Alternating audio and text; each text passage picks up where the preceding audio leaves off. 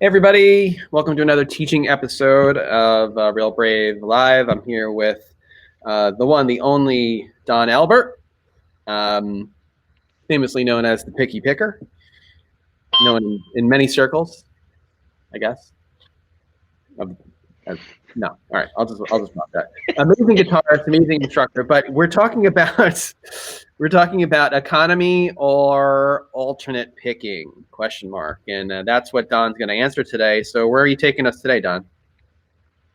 Well, I've never been considered myself a very good picker. You know, the country players are the best pickers in the world, but I was never they and the flamenco players. But I could never quite pull off a Paco de Lucia or John McLaughlin thing, and so I always wondered how do these people get so fast at it. And I found out that eventually that I was doing it one way, which is called alternate picking, where you pick straight down up with no deviation from the down up sequence, no matter what string you're on, and another kind of picking called economy picking. And the concept of economy picking is that you're economical with your space. In other words, if you're playing a note and then you're going to the string that's lower than where you are, you should pick down because that's more efficient. Going around the string to pick up takes more time.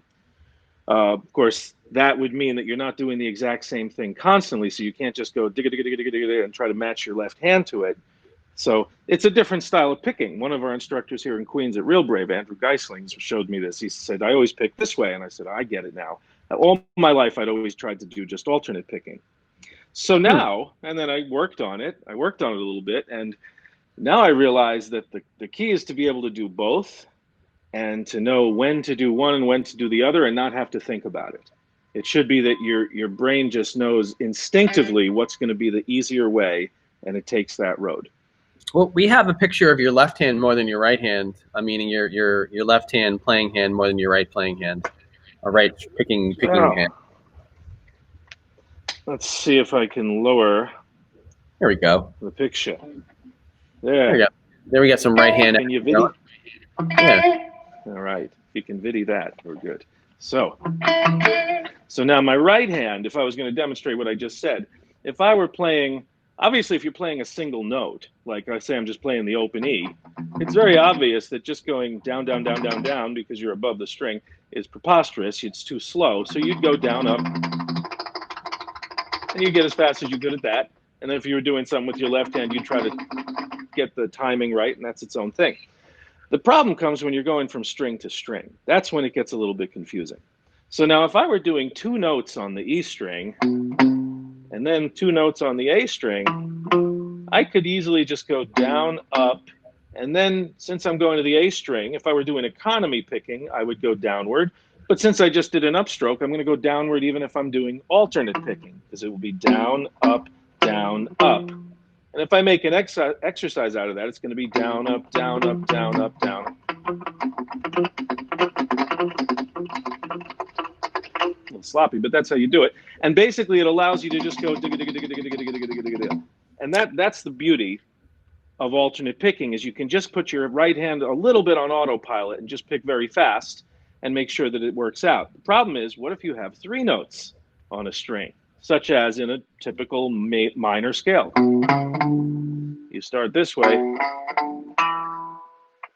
those are your first four notes, down, up, which means when you go to the A string, you have an upstroke, which means you have to reach under the A string, which is not efficient. So in that case, it might be smart to try economy picking, where you say down, up, down, down. Now that means there's two downs in a row, so you can't just go digga digga digga digga and put it on autopilot. But if you practice it, feels a little hard at first, but then if you try segmentalizing it or chunking it or taking just the first three notes, getting good at the three notes, because that's all on one string, and then just adding a single one more note, which is the next one, and you do it as a downstroke because you're trying economy picking, it becomes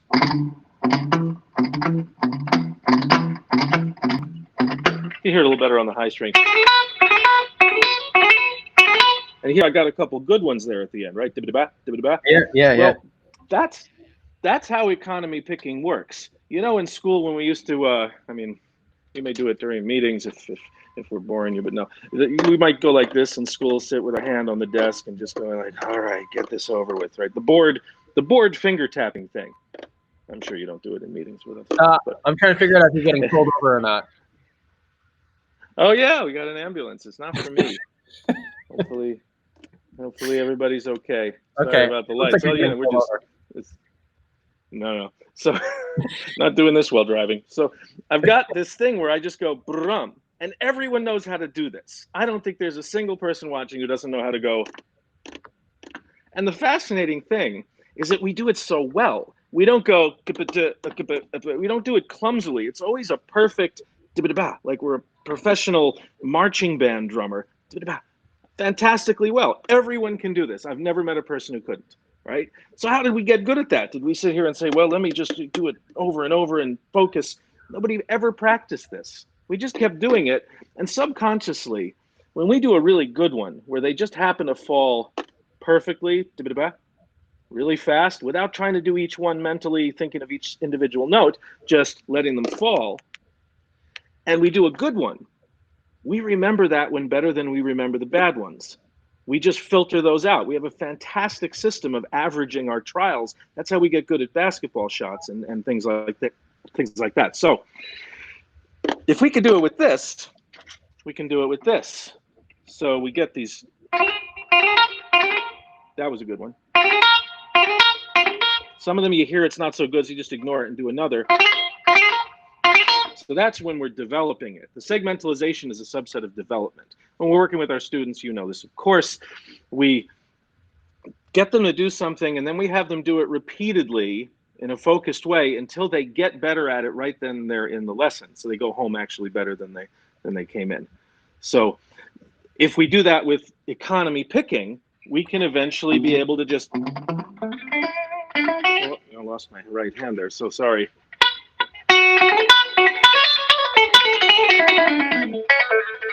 We just kind of let our hand go, and our brain kind of starts to figure out subconsciously when to go up and when to go down. So that's the beauty of economy picking, is it becomes a subconscious thing.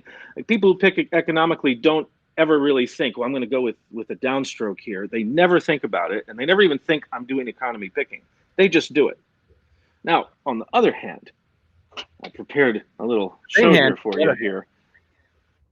I'm texting this to you right now just in case you want, but this is just a little live jazz concert here.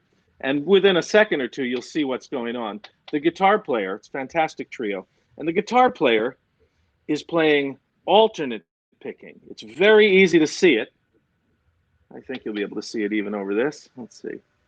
So here we go.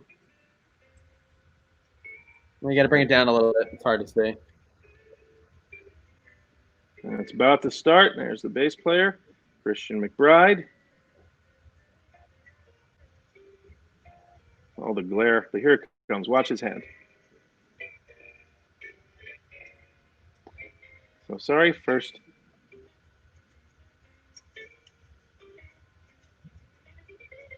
Piano player is playing air guitar.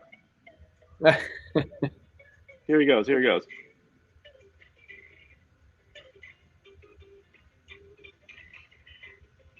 So that's just a little snippet of that. He's just going. So he's not changing whether it's a down or an up. It's always straight up and down. And as we know on one string, we can do that very fast. So what if we have 3 notes on a string? Well, we can do that. I'll get on the high string so we can hear it. That's me going down, up, down, up. That was a good one. And if I keep practicing and I look for those good ones, and then I start to develop a motor pattern of how to go da-ba-da-ba when it's 3 notes on one string and 1 on the other, and I'm doing it with an upstroke on that lower string, I'll get good at that. So if we just get good at both separate sequences, even just doing it with a 4-note pattern like this, as an exercise, just doing that will get us so that we know subconsciously and even consciously that when we're playing, we might be able to go with a downstroke or an upstroke at almost any given point. And then when we stop thinking about it, it all gets sorted out subconsciously. And this really happens. I see this with students regularly. If I give them both, and if I get them to get good at both of those things, they get it. And then they can Very do both. cool. Very cool. Very cool.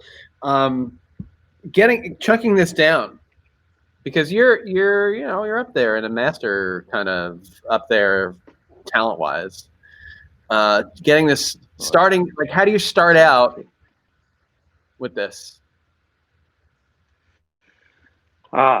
Okay. So how do you start out? You start out with something as simple as, there's a couple exercises for this, but just one of the simplest ones is to just simply play 4 notes on a single string with each of the 4 fingers. And do it at 4 adjacent frets. Doesn't matter where you start as long as it's a comfortable place, because you don't want to be trying to fix 5 things at the same time. And you play the first note, the second note, third note, and the fourth note. And then you can come backwards. Now that's down, up, down, up, down, up, down, up. You find as you speed up, it starts to get a little off. They're not exactly matched perfectly. So you have to do it a lot slow. But then you can work on it segmentally and do just the 4 notes. And at first you might be just doing it even slower than that, because it all depends on how much control you have over your hands. If you're just starting, you want to do this very, very, very slowly. But eventually it becomes something that we know, we have it as a motor pattern, like a jump shot, and it just happens when we want it to happen. So just that exercise of 1, 2, 3, 4, 1 finger per fret, and then going to the next string. And then when we go to the next string, well, this is the easiest thing, because the next string will be a downstroke if we started on a downstroke. If it's down, up, the next note, which is on the next string lower, is going to be down. And that means we can just keep doing straight, and that's a way to start with alternate picking. Now, it gets hard when you take a pentatonic scale. Obviously, if you just do the one with 2 notes on each string, and that's one of the early things a student will learn, that has 2 notes on each string, so that's also down, up, down, up, down, up, down, up, down. You get fast at it over time, but it's basically just straight down, up. And once you get good at a couple of those, then you try it on the major scale, and now we got problems, because the major scale is 2, 4, 1, 2, 3 notes on the A string. So I've got down, up, down, and then it's going to be an upstroke on a lower string, which means I have to reach. I have to play this note. See if I can get a good angle on this. That's my A string note, and then I have to reach below it. I have to play with a little bit more of a sweep, and then come up onto the D string. So that's a little hard. But we can even take that and turn it into an exercise by just taking those 2 notes, downstroke on the A string, upstroke on the D string. This is just the 5th and 6th notes of a major scale, something you learn really early. And if you want to do alternate picking, then you have to work on this little bump in the road. And this looks easy, but it's very hard. It's easy to go hit the string twice because you're coming up when you have to avoid it. But at that point, we can introduce them to, if they haven't already discovered it on their own, economy picking, where you say, okay, down, up, down, up, down, down. So now there's 2 downs in a row, but you can get good at that.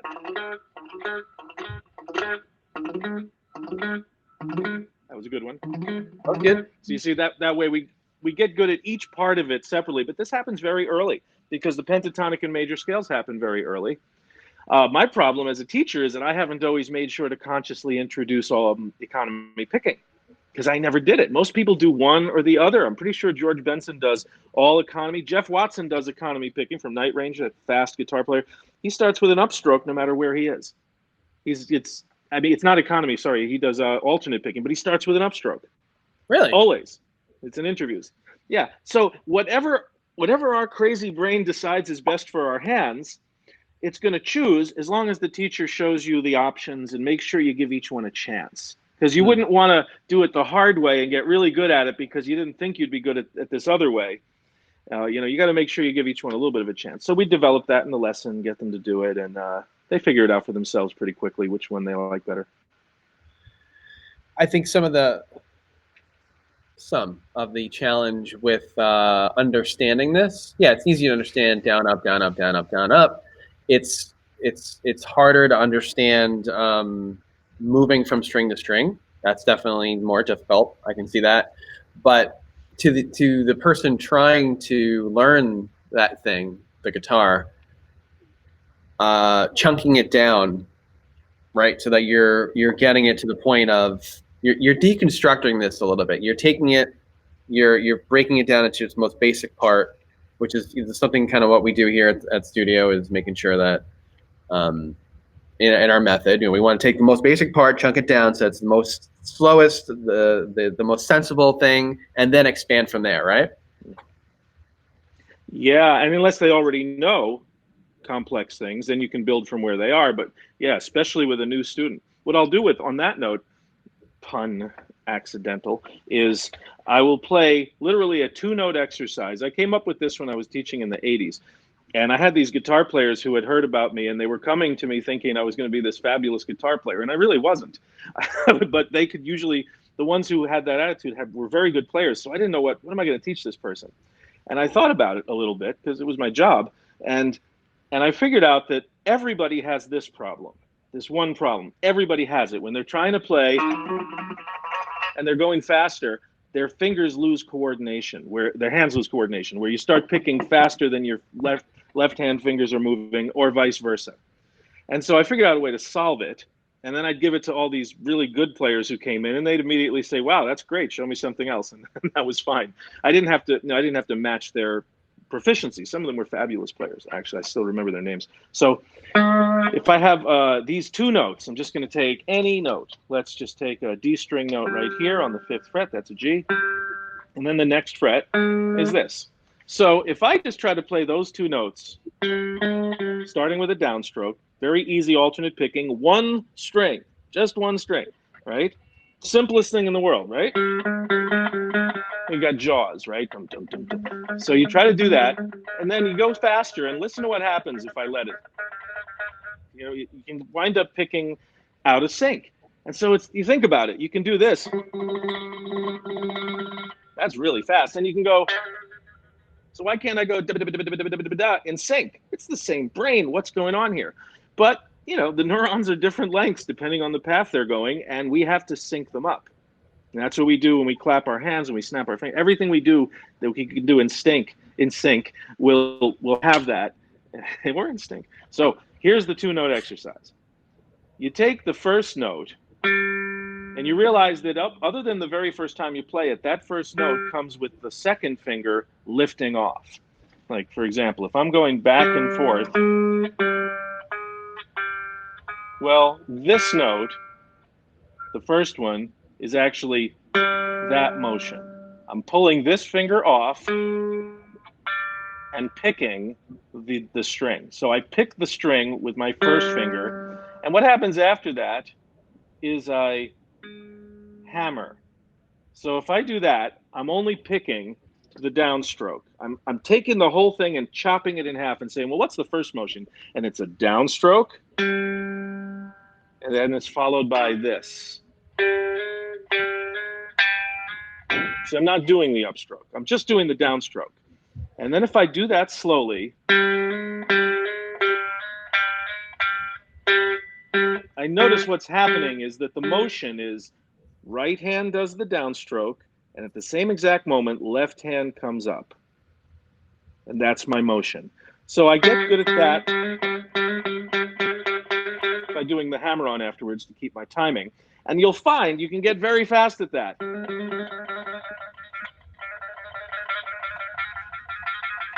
I didn't lose the traction. Then you take the other side of the exercise. This is really chopping it down to it's breaking apart the atom on this.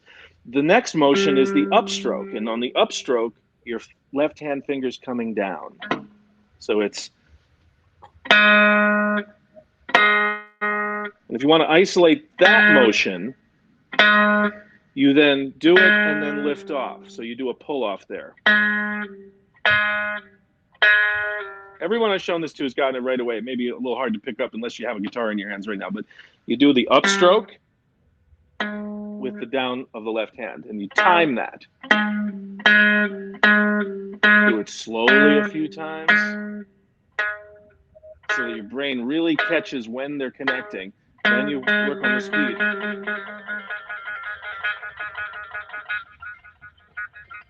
I gotta work on that. I almost lost track there. So you work on the speed of that, and then you put them together, but you just put your mind on the first motion, and you forget about the other. And then you can't tell I'm doing it, but I'll go. I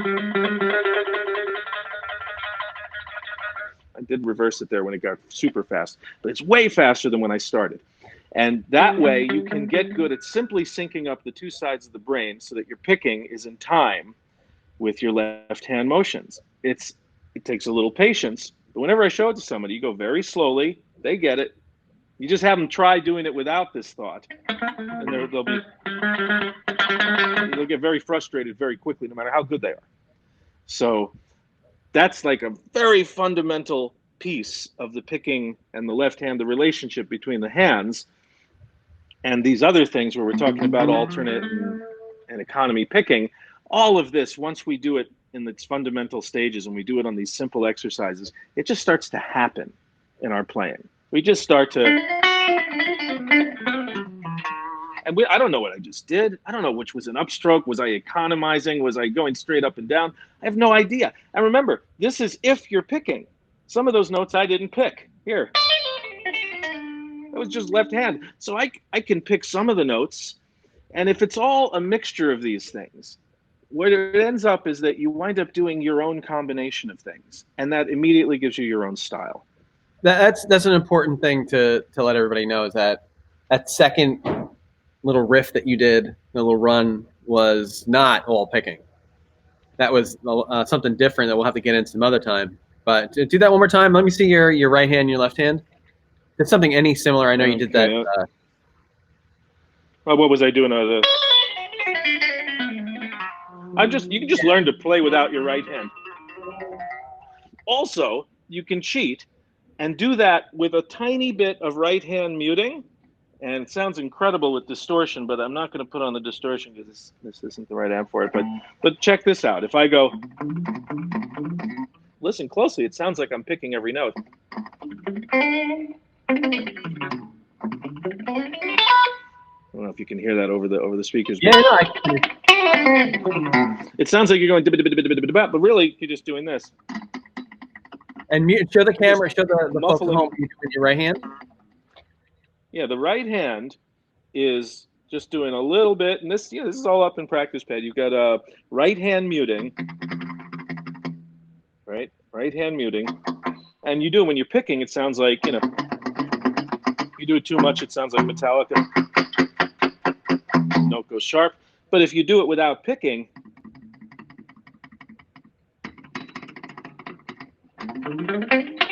I don't know if I could pick it that. No, I couldn't pick it that fast. So there's yet other ways. You can be picking every note. You can be not picking some of the notes. It's a combination.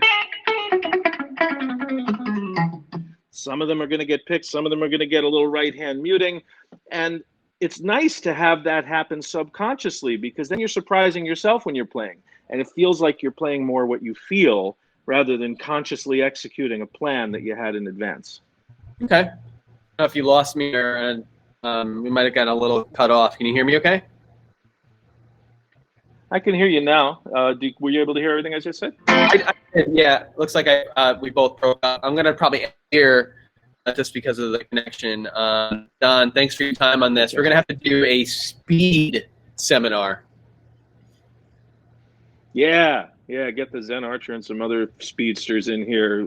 Oh, Sean, he's a speedster. Oh, yeah? Oh, yeah. I get my friend in Kentucky also. He's one of my old students, but he was just fabulously fast from the day I met him. He does all this stuff twice as fast as what we just saw. I'm going to have to see that. Thanks for your time on this, Don. This has been another episode of Real Brave Live teaching. Don, take us out with something cool. Take you out with something cool? Gee, let's see.